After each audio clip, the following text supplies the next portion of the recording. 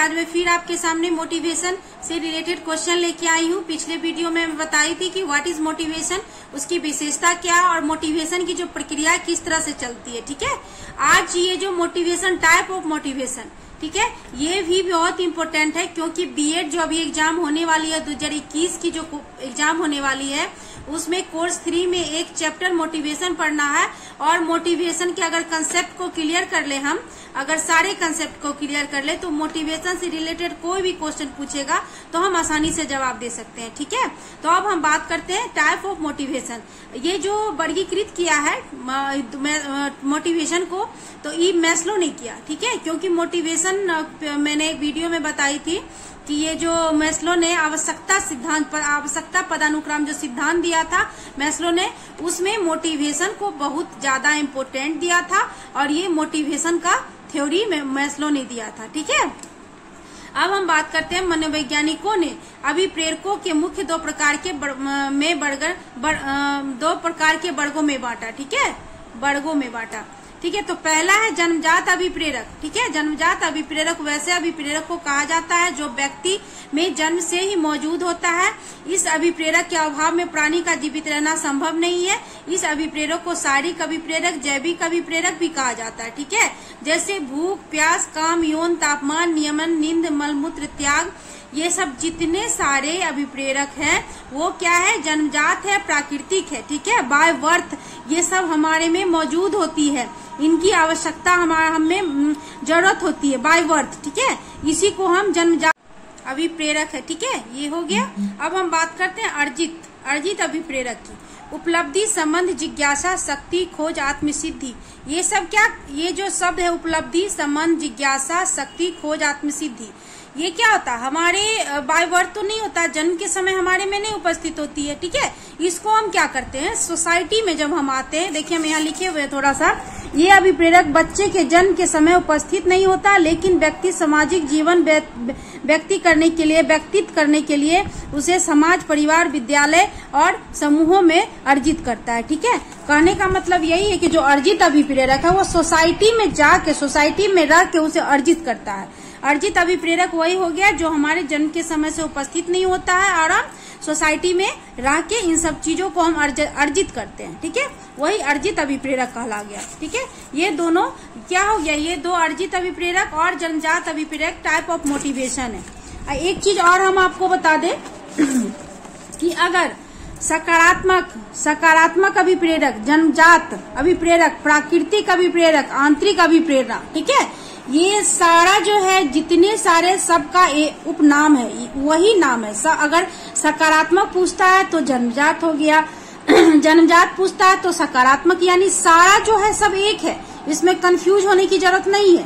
आपको हम बता दें ये सारा सेम है, प्राकृतिक बोल लें, जन्मजात बोले या सकारात्मक बोले या आंतरिक अभिप्रेरणा बोले, ये सब एक है। ठीक है, अब दूसरा जो है जिसको हम क्या बोले थे, अर्जित अभिप्रेरणा। ठीक है, वो क्या हो गया, बाह्य, नकारात्मक, कृत्रिम, अर्जित, ये जितने सारे विप्रेरक है वो क्या हो गया, अर्जित, ये सब एक है, इसमें कंफ्यूज ना करें। ऑब्जेक्टिव पूछे या सब्जेक्टिव में भी अगर घुमा के पूछता है तो आप इन सबको एक माने, और टाइप ऑफ मोटिवेशन में दो ही होता है। ठीक है, सकारात्मक और नकारात्मक पूछे तो वही हो गया।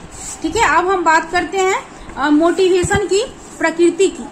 ठीक है, तो मोटिवेशन की प्रकृति देखिए, जब प्रकृति और विशेषता की बात आए तो विशेषता में गुण और दोष, अगर किसी भी चीज की विशेषता पूछता है तो हम उनकी जो उसमें जो विशेषता, गुण और दोष दोनों आ जाते हैं। ठीक है, और प्रकृति का मतलब उसका स्वरूप कैसा है, उसका स्वभाव कैसा, वो कैसा है। ठीक है,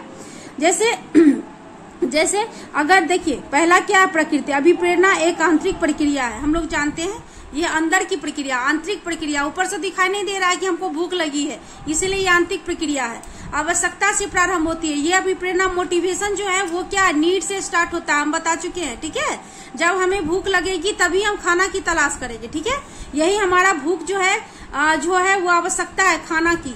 अभिप्रेरणा को मनोवैज्ञानिक एवं भावात्मक प्रक्रिया कहा गया। ठीक है, ये जो है अभिप्रेरणा भावात्मक और मनोवैज्ञानिक प्रक्रिया है। ठीक, अभिप्रेरणा क्रमिक प्रक्रिया है, जान रहे हैं ना। अभिप्रेरणा क्रमिक एक क्रम में होता है, एक निश्चित क्रम में होता है। ऐसा नहीं कि अगर हम किताब पढ़ रहे हैं, अगर हम बीएड का भी जो एग्जाम होने वाला तो कुछ भी तो किताब नहीं पढ़ लेंगे, मनमौजी जो चाहे किताब तो नहीं पढ़ेंगे बीएड पास करने के लिए।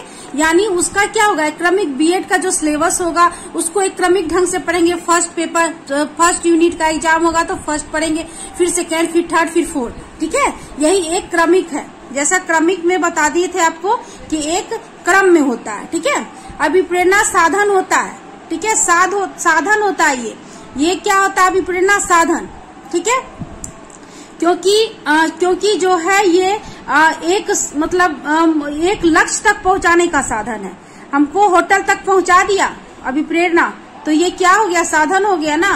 अभिप्रेरणा सतत प्रक्रिया है, ठीक है। ये सतत मीन्स क्या होता है, निरंतर चलने वाली प्रक्रिया। जब तक हमें खाना नहीं मिलेगा तब तक हम खाना खोजते रह जाएंगे। यानी एक निरंतर चलने वाली प्रक्रिया है। लक्ष्य की जब तक प्राप्ति न कर ले तब तक ये प्रक्रिया कंटिन्यू चलती रहती है, ठीक है। अभिप्रेरणा की गति अलग अलग होती है, ठीक है। अभिप्रेरणा की गति अलग अलग होती है। अब हो गया चयनात्मक प्रक्रिया है, सिलेक्टिव, ठीक है। अब उत्सुकता युक्त प्रक्रिया है। अब उत्सुकता युक्त का मतलब जान लीजिए कि किसी भी चीज का अगर आवश्यकता हुई तो हमें उसको पाने के लिए उत्सुक हो जाते हैं। इसीलिए ये सब जितना पॉइंट हम बता दिए हैं, ध्यान केंद्रित एक जगह पे रहता है, ठीक है। अगर हमको ध्यान केंद्रित इसीलिए कि भूख लगी है ना, तो भूख लगी है तो मेरा ध्यान कहाँ रहेगा, सिर्फ होटल पे, खाना पे ही ध्यान रहेगा। इसीलिए ध्यान केंद्रित है, एक जगह पे रहती है। इतने सारा मैंने अभी अभिप्रेरणा की प्रकृति बता दी है, ठीक है। आप इन सबों को अच्छे से देख लीजिए, कुछ कोई हार्ड नहीं है। जो हमने विशेषता बताया उसी से मिलता जुलता उनका प्रकृति हो गया, और जो मैंने डिफिनेशन बताया उनसे मिलता जुलता विशेषता हो गया, और विशेषता से मिलता जुलता प्रकृति हो गया, ठीक है। इसको एकदम आसानी से समझे और एग्जाम में अच्छे से लिखे। Thank you.